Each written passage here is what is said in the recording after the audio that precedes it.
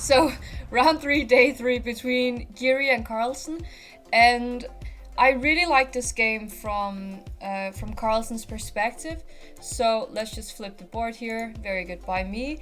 And we had d4 on the board by Giri. Giri, he can of course play a lot of things. e6 from Magnus. Could have seen a French. Just saying. I don't know if Carlsen would have gone into some c5 stuff. I really doubt it. I think he would have played the French. That could have been fun. But Giri played c4 and then c5 on the board. Magnus is showing that he will either play the Benoni or the Benko after d5. That's not true. That's not true. Magnus with c5 is showing that he wants to play the Benoni. If he had wanted to play the Benko, he would have probably started with knight f6, c4, c5, and then here he could choose between e6 and c5. G6 also if he wants to wait a little bit. But since he went e6 on the first move, c4, c5, d5, you can't really play b5 in this position. This isn't as good. So instead, e takes d5, c takes d5, and d6. This is some Benoni theory with bishop g7, e4, and knight f6, and then knight d2 here by Giri. Short castles and bishop e2. So we're still in the deep waters of theory, and Magnus here decides to go knight a6. His plan here with knight a6 is that he wants to get it to c7, he wants to play a6, and he wants to gain some space on the queen side with b5. The reason that he isn't putting the knight on d7 here is because sometimes the knight can be a little bit in the way of the bishop, but on the other hand, it does have the square e5 available to it. It's a matter of preference, and Magnus here decided to go for the knight a6 variations. After long castles, rook e8, trying to put a little bit of pressure on the e4 pawn. Giri played f3. This is a very solid pawn structure, which can be very difficult for black to break through. Magnus went knight c7. He's looking to go b5 at some point, so Giri played a4, just stopping this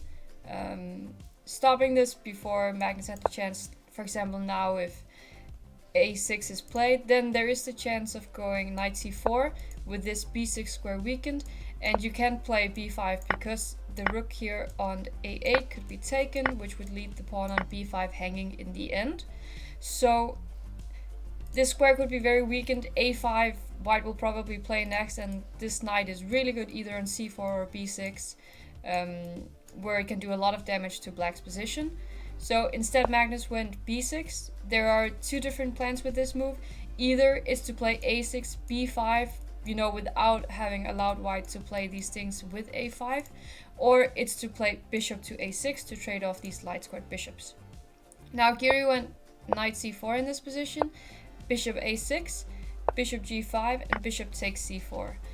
I really like this move, bishop takes c4. Magnus is giving away the bishop pair, but since he is playing the Benoni with the black pieces here, he does have a lot less space than Giri, meaning that he wants to trade pieces so that he gets a little bit more space freed up for his pieces.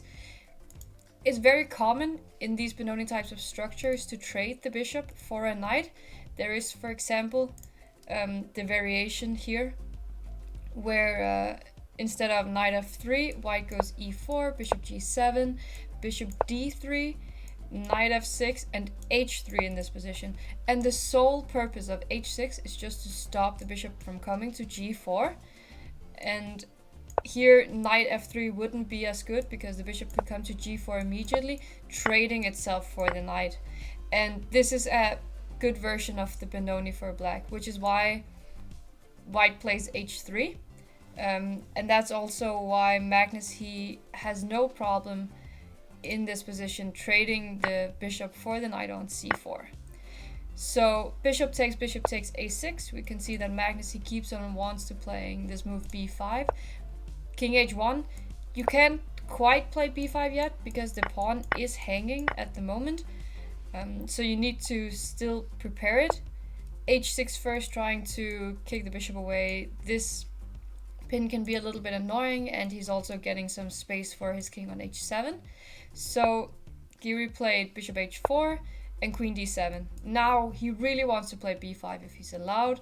Let's say white makes a move that doesn't really make any sense. Let's say bishop f2, sorry. Then b5, a takes b5, a takes b5, and now black has this extra space on the queen side, which is very nice. This bishop is pointing down the long diagonal. So Giri played queen d3 to keep some extra control over the b5 square, and Magnus played knight h5. Knight h5 is a really good move. What he wants to do with this is that he wants to open up with the bishop, and he wants to take control of some of these dark squares, which the bishop can use. The bishop can go to e5, where it can protect the knight on f4. It can go to d4 sometimes, but that's more common if the king is already on g1. So since the king has moved to h1, he will probably place it on e5. Giri played rook f to e1, and here Magnus had several options. He decided to go bishop e5, preparing knight f4, so that if he had played knight f4 here, then after queen d2, you'd have to either protect the knight with bishop e5, you could go g5 perhaps. This is a little bit iffy after a move like bishop g3 once against attacking the knight. So bishop e5 is taking control of some dark squares, it's preparing knight f4 so that queen d2 doesn't come with a tempo on the knight. Bishop f2 was played, rook e to b8, he keeps on looking at playing b5, rook a3 by Giri, and then the knight went to f4. Here Giri had what I would say is two different options. He could go to d2 or he could go to f1. Going to f1 seems very, very artificial, but the idea is simply just to keep control over the b5 square, because the b5 square is just so important in these positions. He decided to go to d2, which did allow Magnus to play b5, and after some trades on b5 and some trades on a8, bishop f8, bishop f1 was played. The bishop was attacked, so it had to move, and if he placed it on d3 and if he placed it on e2, it was kind of in the way of his own pieces. We can see here the rook and the queen, they're not working as well together. Oops, sorry. So the bishop did decide to go to f1. Now g5, and Magnus is just playing on the dark squares here, and from this point on I think it's actually such a typical Benoni kind of position, because it's fairly well known, at least on this level that they're playing, that the Benoni is not the most sound, and white will keep a long-term positional advantage and a long-term opening advantage. But here white doesn't have the opening advantage that white used to have, because not only did black trade the light squared bishop for the knight, but also black did manage to get b5 in. And at the same time, these things that usually happens in these kind of positions is that you're sitting there as white, you know you're a little bit better, or at some point black equalizes and you're like, okay, then I just have to play this position where black is equalized. But it goes downhill and you don't know what happened. Really, this happens so often. You get a Benoni position, you're playing, and suddenly you're like, what went wrong? What did I actually do? I don't know what I did wrong. And it's so common. And we see that even for a top grandmaster like Giri, this exact thing happens. So it was 4 minutes against 6 minutes and 30 seconds. Giri decided to play g3. He wants to keep some control over the dark squares, because we can see that almost all of black's pawns are on the dark squares, which means that he has great control over the squares. Bishop e3, trying to improve the position of the pieces. Queen e7, another piece on the dark squares. Bishop f5, he's trying to look at the light squares since black doesn't have a light squared bishop. b4, the knight got pushed back to d1. We're seeing that white's pieces are getting pushed further and further back. Black is getting more active. Queen e2, queen f6. And this is where you're starting to feel, okay, this is starting to go wrong. But what did I actually do wrong?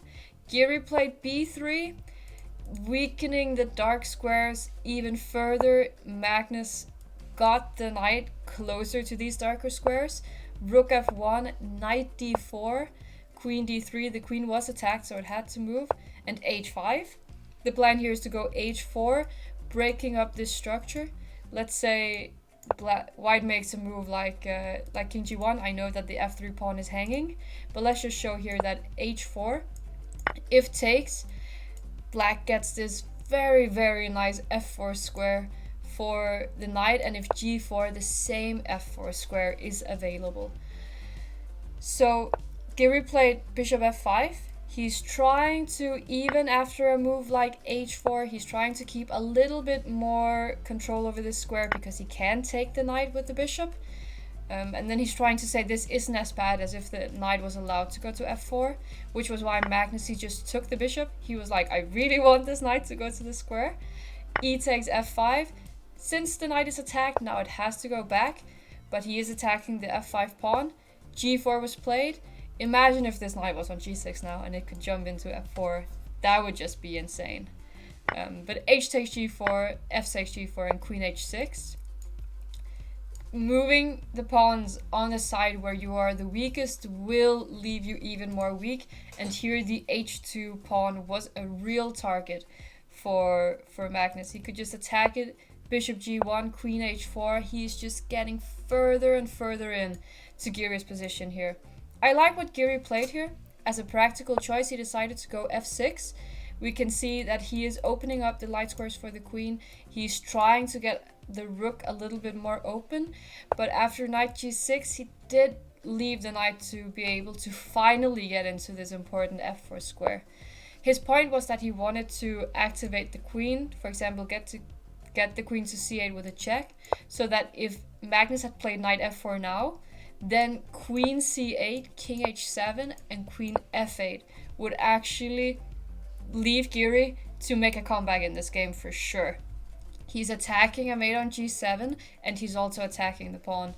So after takes, white is fighting here because the king is more vulnerable and the queen has become very active.